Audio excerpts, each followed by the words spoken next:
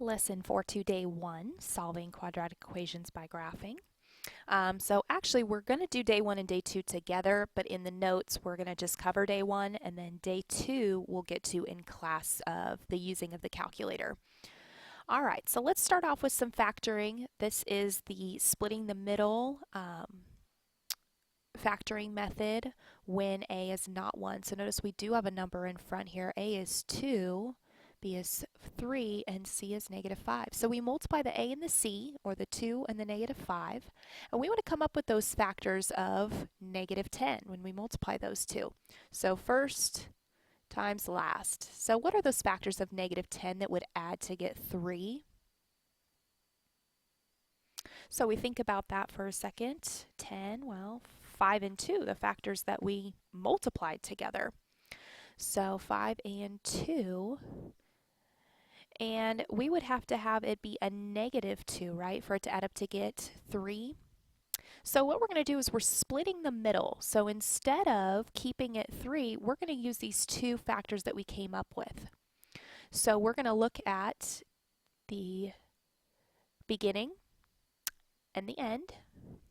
And now we replace the middle with those two factors. And it doesn't matter the order. Well, you put the -2x first and then the 5x. Make sure that they both have an x with them. So it's the first factor x, second factor x, but it really doesn't matter which one you put first or second. You'll still get the correct answer. So the next step is going to be to group. So we're going to group the first two and group the second two. And then we're going to divide out the greatest common factor. So I can pull a 2x out of these, and I can pull a 5 out of those. Notice that your parentheses should match. So now it's just that grouping method that we've already talked about. Oops, that's a 5. And then we're done. So the only kind of new part is splitting that middle term up after you've multiplied the first times the last. So I want you to try some of these on your own. I'll get you started on the first one of taking the first two and multiplying those to get -36. And the two factors that you would use to replace that would be 9 and 4, and it would be 9 and a -4. So again, we bring down our first term, bring down our last term, and then we're going to replace the middle with these two new terms. So a 9x and a -4x, and then group. And pull out that greatest common factor, which here is just going to be an x, so it's a 2x plus 9. And then here it's going to be a -2, and you get 2x plus 9. Parentheses should match, so you can kind of check and see if you're at on the right track. And then group, put your x and your -2 together, kind of in a group. And then what they have in common. So try the next few. Oh, someone's calling me. Alrighty, so let's go ahead and check our answers. So you should have replaced the 11 with a 5x and a 6x, and then grouped. And then you should have a final answer of 5x plus 6 and of x plus 1 after you've grouped and pulled out that greatest common factor. So again, first term times last term, so it would be a -15 that you would replace the factors of -15 with 14. So it would be a 3x squared, and your two factors are 15x and a -1x. And then you'd group, pull out that greatest common factor. So it's 3x minus 1 for your answer, and x plus 5. And then the last one, first term times last term. So factors of -14 that you would use would be -14 and 1. So when you take and you group, you would wind up with the answer of 7x plus 1 and x minus 2. All right.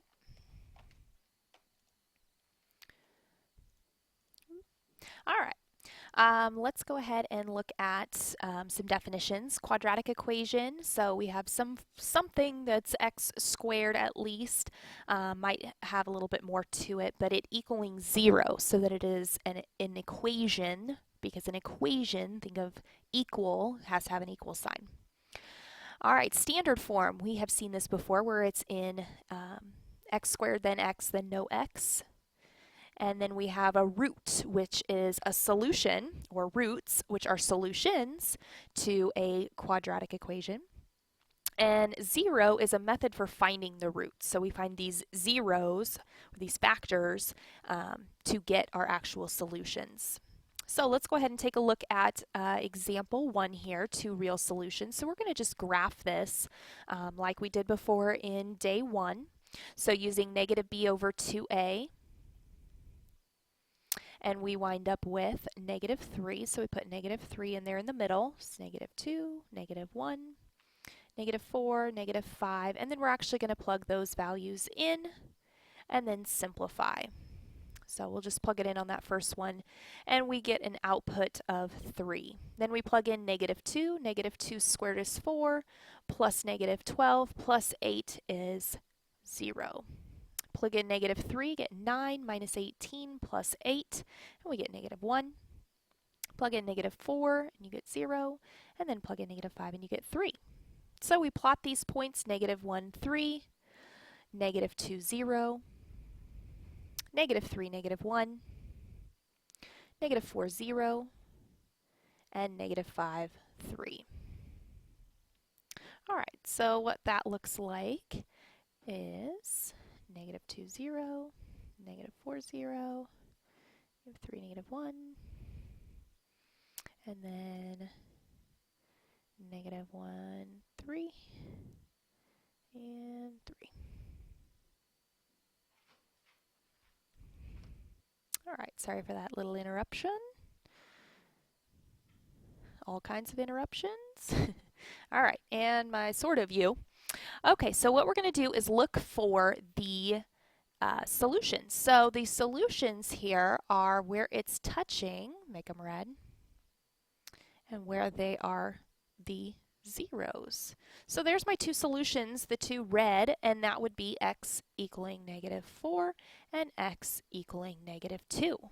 So here's where I have two real solutions, as you can see up here, two real solutions, and the solutions are these zeros.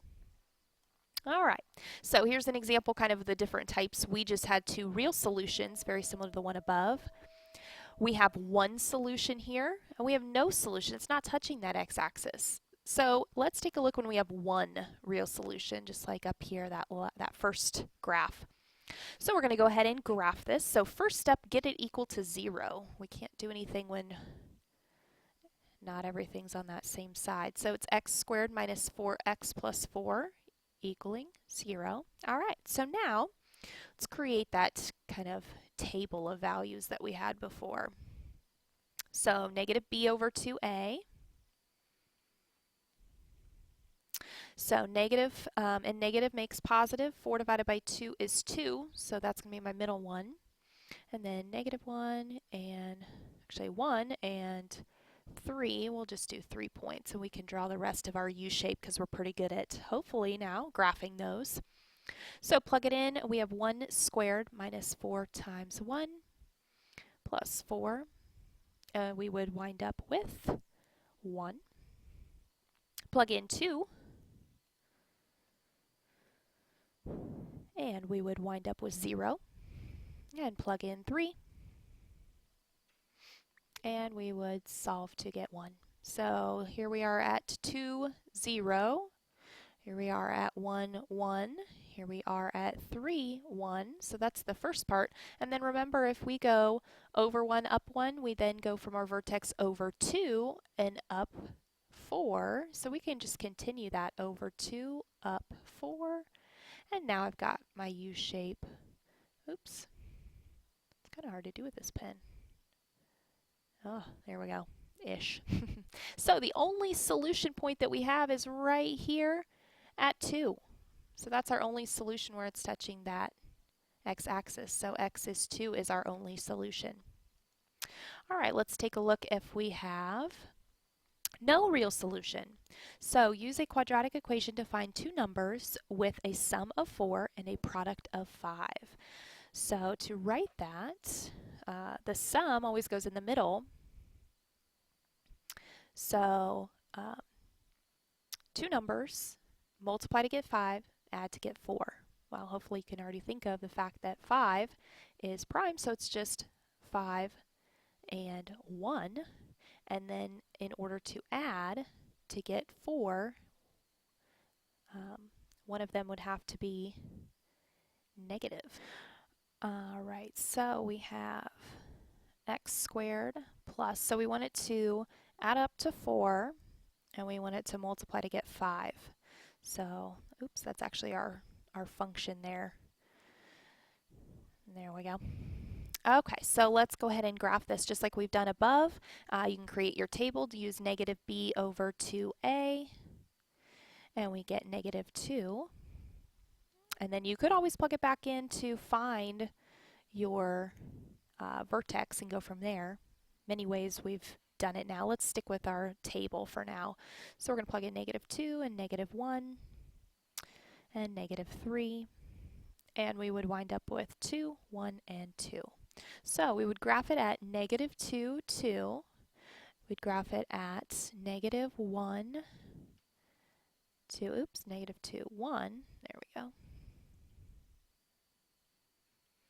And then negative 1, 2, and negative 3. There's the start of ours. And then we could go to 0, 4, and put a dot there. We could go to negative 4, 4. Continue on our U shape. So notice that we're not touching the x-axis at all, so there is no real solution for this because it's not touching that x-axis, which is why up here, oops, no real solution.